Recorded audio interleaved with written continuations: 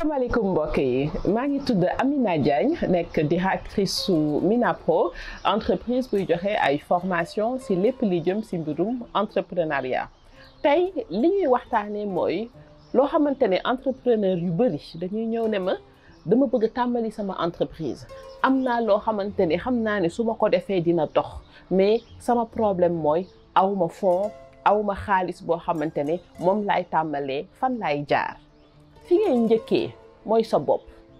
entrepreneuriat jafe na jafe boo xamante ne booy tàmbali sa entreprise boo bëggee xam fi ngay jaar pour def sa entreprise il faut nga xool yow sa entreprise lan la jaral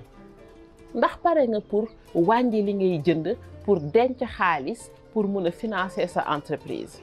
am na ay bagages yu bari yoo xamante ne mu ngi sa kër te soxla woo ko ndax pare nga pour jaay leen pour am xaalis boo xamante ne di nga am looy tàmbalee am nga ay PlayStation sa kër wala am na ay cuub yoo solatul yéen a ngi ci ay groupe yu bari mun nga ñëw tey jii ne Femme Chic sama yére yi wala sama mbubb yi dama koy jaay kan moo am xaalis boo xamante ne daf ko bëgg a jënd nga commencé collecter xaalis nga commencé denc xaalis jàng nga dégg nga français dégg nga anglais dégg nga yeneen làkk mun nga ne man pare naa pour def traduction ñu fay la mu nekk loo xamante ne boo ko dajalee dina jur xaalis expérience bi ngay am di takk sa biir pour jël xaalis boo xamante ne yaa ngi koy denc ñu woo la xew nga ne yére bi ma soloon moom laay solaat soxlawul may dem wuti beneen xaalis parce que maa ngi denc sama xaalis pour mun a financer sama bopp sama entreprise expérience bi ngay am si loolu jàngat bu bari lay doon pour boo tàmbalee sa entreprise bu dee sa entreprise bopp jaralu la ko kon lan moo tax keneen koo xamante ne mun na am takk na biiram ci leneen koo xamante ne mun na am wàññi na ay bëgg-bëggam lu tax kooku kon war a jël li mu denc jox la ko yow pour nga tàmbali sa entreprise dem ci nit ki ne ko def naa lii ba am naa lu toll nangam léegi lii laa soxla pour mun a tàmbali sama entreprise kooku ci la lay gën a wóolu parce que dina gis ne yow mii kat sa entreprise jaral na la loo xamante ne mën nga ci financer lii waaye sa doole fii la toll donc fi ngay njëkkee mooy sa bopp ñaareel bi mooy say mbokk wala say xarit nga mën leen ne man de dajale naa sàngam lii laa soxla waaye boo ñëwee rek ne jox ma 300 000 dama soxla 300 000 pour tàmbali sama entreprise nit ki dina ne kii li muy wax est-ce que am na yenu na maanaa am déet kon boo ñëwee ne nit ki 300 000 laa soxla da nga ko war a wax boo ma joxee 300 000 dinaa ci mën a jënd lii ak lii bu dee da nga ko ne mu lebal la ko su boobaa bu ma jaayee dinaa la mën fay wala tamit ñu bari dañuy ñëw ne bu ma amulee xaalis rek mënuma tàmbali yenn saa yi mun na bañ a doon xaalis am na ñoo xamante ne jëndal la matériel bi nga soxla mooy gën a yomb ci ñoom mooy gën a woyof ci ñoom jox la xaalis kon boo demee ci nit ñi tamit mun nga leen ne dama soxla machine boo xamante ne dama bëgg a ñaw wala dama soxla matériel boo xamante ne bëgg naa tàmbali samay létt ak samay coiffure di nga gis ñu bari ñoo xamante ne dinaa leen ne mënuma jënd lii waaye mun naa la jàppale ci lii donc booy dem ba ne lii laa soxla xaalis bu toll nii laa soxla dafay fekk yow nga laaj ci lépp li nga xamante ne xaalis boobu lan la lay jëriñ boo xamee xaalis boobu lan la lay jëriñ boo demee ci nit ki di nga ko ne man 300 000 laa soxla waaye ci 300 000 yi soxla naa ci jënd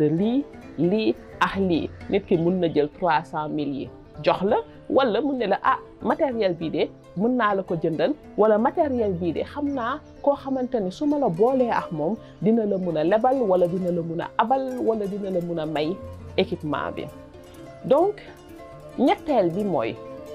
am na ay tey jii nii ay banque wala ay institution de microfinance mooy ñoomin PAMECAS ñoomin ASEP ak ñoom ñëpp ñoo xamante ne boo demee dinañ la ne yenn saa yi boo jëlee xaalis ngay verser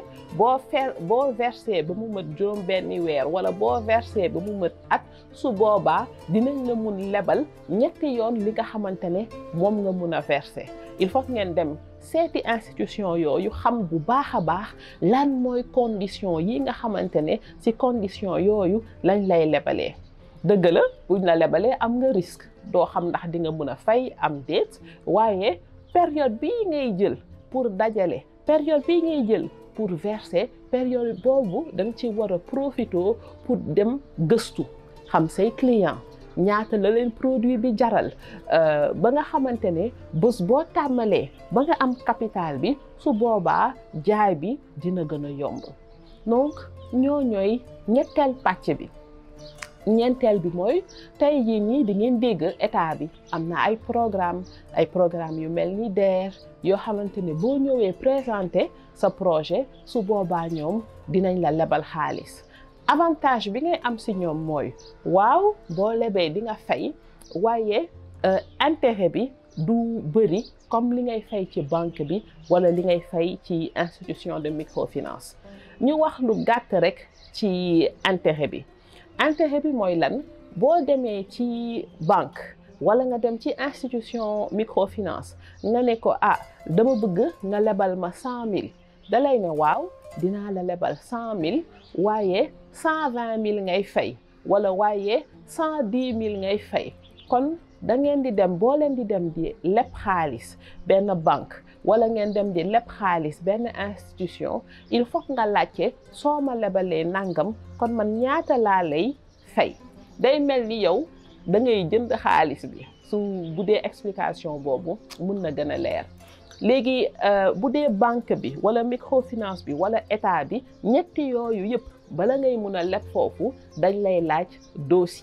dossier bi nag dinañ mën a bind ci commentaire yi yan organisation ci état bi ñoo lay mën a jàppale pour nga mën a bind dossier donc loolu lañu andi woon tey jii nii ci source de financement yi nga xamante ne moo ñu gën a jàppandi boo leen ci amee yeneen question poser leen question ci commentaire yi te bu leen fàtte abonné ci chaîne bi jërëjëf ba beneen